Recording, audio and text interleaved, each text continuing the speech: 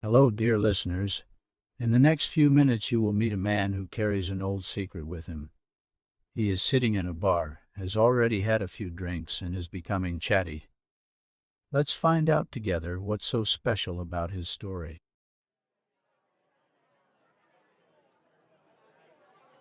All right. Settle down, folks. Gather round. You want to hear a story, huh? A real story? Well, you've come to the right place.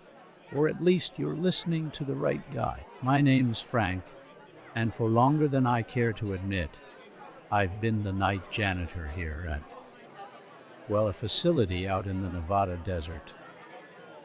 Let's just say it rhymes with Scarea 50 Fun. Yeah, that one. Area 51. The place everyone whispers about. The land of black helicopters and tinfoil hats. Truth is, most of Area 51, at least the bits I see, is surprisingly mundane. Offices, labs, cafeterias, just like any other big government complex, except maybe with a bit more barbed wire and guys in suits with serious frowns. For years I'd mop floors, empty bins, and buff the linoleum, thinking, this is it? This is the big secret? Disappointing, frankly. I mean, sure, I'd hear the rumors, the late-night engine tests that sounded like the sky tearing open, the hush-hush conversations behind closed doors. But cleaning up spilled coffee and scrubbing toilets doesn't exactly scream alien invasion, you know? Then came 1947, Roswell, New Mexico.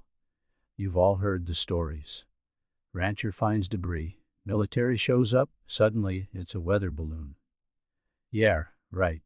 Even back then, I wasn't buying it. And then, things started changing here. New faces arrived, guys who looked even more serious than the usual suits. Trucks came and went at odd hours, and the air crackled with a different kind of tension. That's when I knew something big had landed.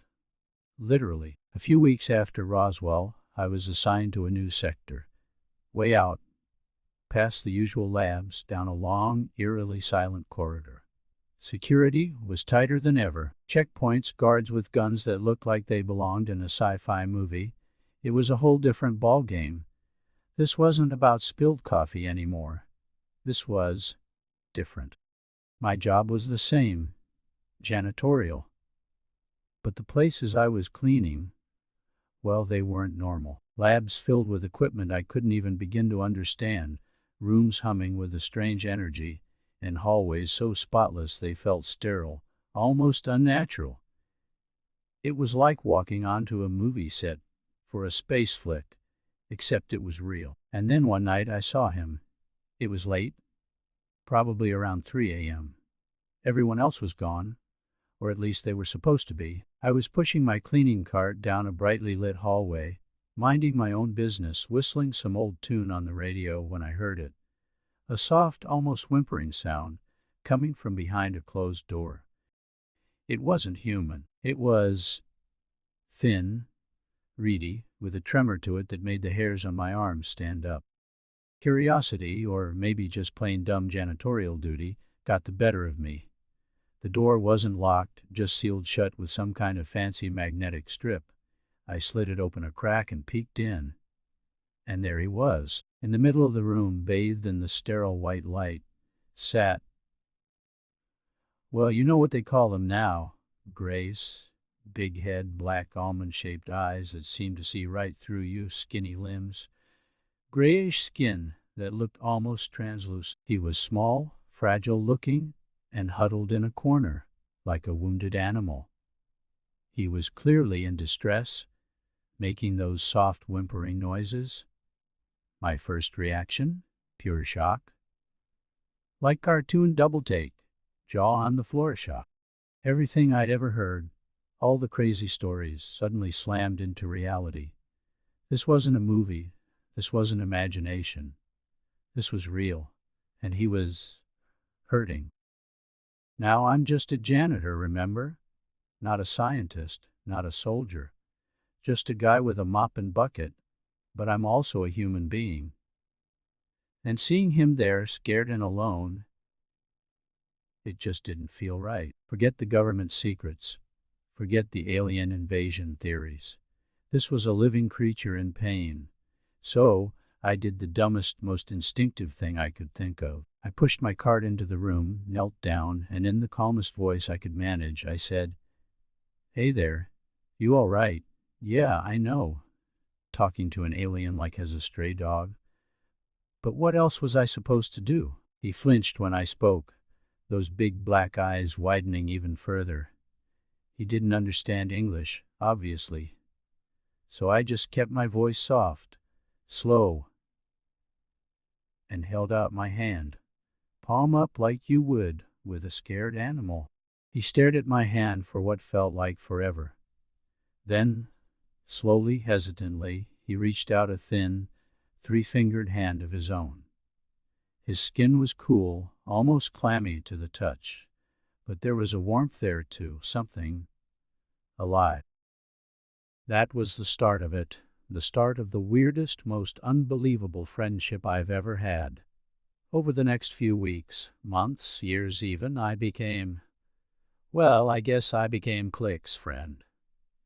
That's what I started calling him, Click.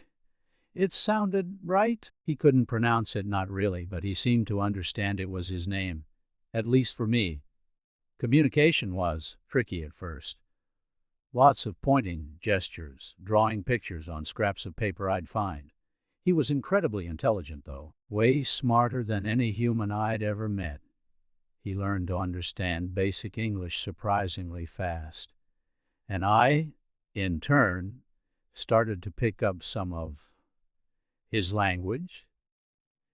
It wasn't spoken words so much as thoughts, feelings. He could project them somehow directly into my mind. It sounds crazy, I know, but it's the truth.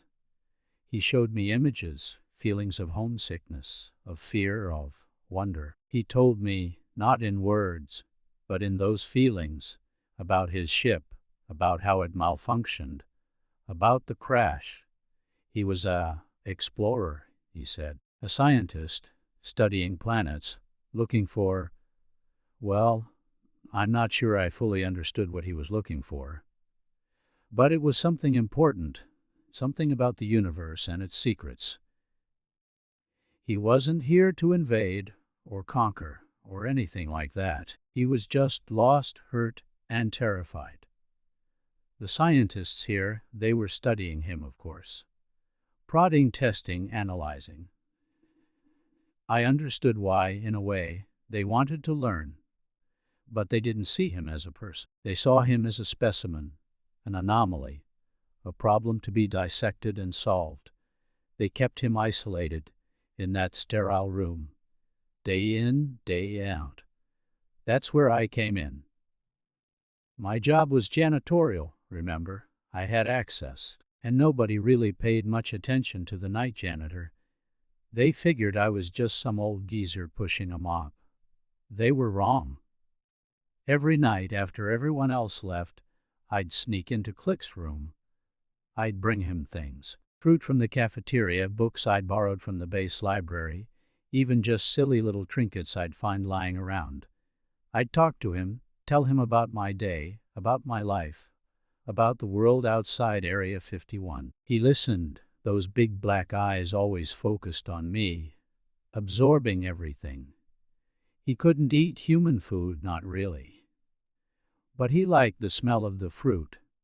He liked the pictures in the books, especially the stars and planets. He seemed fascinated by the concept of art, of stories and music. He showed me things too, incredible things. Technologies beyond anything we could even dream of. Ways to heal, to travel, to understand the universe in ways we couldn't even imagine. But he was careful. He knew they were watching, always watching. Our friendship was a secret, a fragile thing blooming in the sterile, secretive heart of Area 51. I was risking my job, maybe even more, just by talking to him. But I couldn't stop. He needed a friend, and honestly, I needed him too. In that lonely, isolated place, He was the only spark of, well, of something real. Years went by.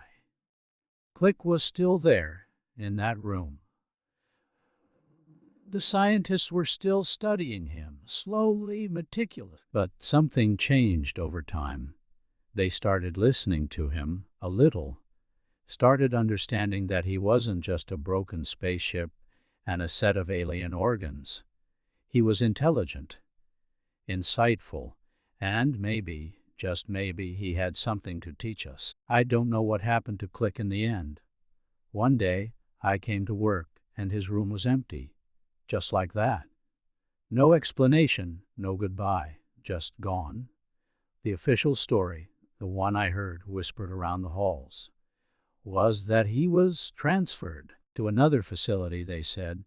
Somewhere safer. Maybe it's true, maybe it's true.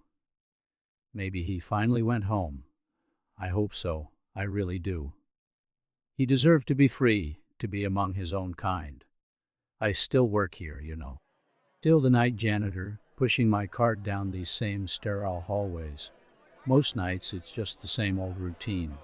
Dusting secrets, mopping floors, emptying bins. But sometimes, late at night when everything is quiet, I swear I can still hear that soft whimpering sound.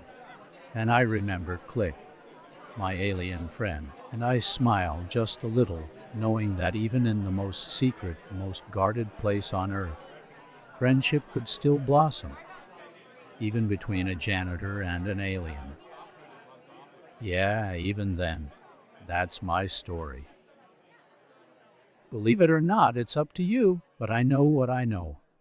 And I wouldn't trade those years, those secret nights, for anything in the world. Not even for a lifetime supply of tinfoil hats. So this was the story of a very special friendship. I really hope you enjoyed it.